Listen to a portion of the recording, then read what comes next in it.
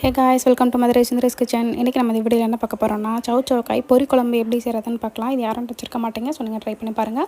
இதுக்கு கத்திரிக்காய், முருங்கைக்காய், சவுச்சவ் வந்து கட் பண்ணி எடுத்துக்கணும். இதை அரைக்கிறதுக்கு தேங்காய், சோம்பு, வெள்ளைப்பூடு, ஏலக்காய், பட்டை, மிளகாய், வெங்காயம் இதெல்லாம் சேர்த்து அரைச்சி எடுத்து வச்சுக்கலாம். இப்போ குழம்புக்கு வெங்காயம், தக்காளி, பச்சை மிளகா, வெள்ளைப்பூடு. இப்போ நம்ம கட் பண்ணி வச்சுருக்க வெஜிடபிள்ஸில் 1 டேபிள் ஸ்பூன் மிளகாத்தூள், 5 டேபிள் ஸ்பூன் சாம்பார் பொடி, தேவையான அளவுக்கு உப்பு சேர்த்து தக்காளி, வெங்காயம், பச்சை மிளகா, வெள்ளைப்பூடு இதையும் நம்ம அதில் ஆட் பண்ணிவிட்டு தேவையான அளவுக்கு தண்ணி ஊற்றி நல்லா கிளறி எடுத்துக்கலாம். இப்போது தேவையான அளவுக்கு பெருங்காயத்தூள் ஆட் பண்ணிக்கோங்க. இதை ஒரு 2 விசில் வேக வச்சு எடுத்துக்கோங்க. இதுக்கு தாளிக்கிறதுக்கு கடுகு, உளுந்தம் பருப்பு, சீரகம், வெந்தயம், வெங்காயம், கருவேப்பிலை இதை நம்ம எண்ணெயில் போட்டு தாளித்து கொட்டிக்கலாம். இப்போ இதை ஒரு வடச்சட்டியில் கன்வெர்ட் பண்ணிவிட்டு வேக வச்ச காய்கறியை நம்ம அதில் வடச்சட்டியில் ஆட் பண்ணிக்கிட்டு இப்போது நம்ம அரைச்சி வச்சுருக்க தேங்காவை நம்ம ஆட் பண்ணிக்கலாம்.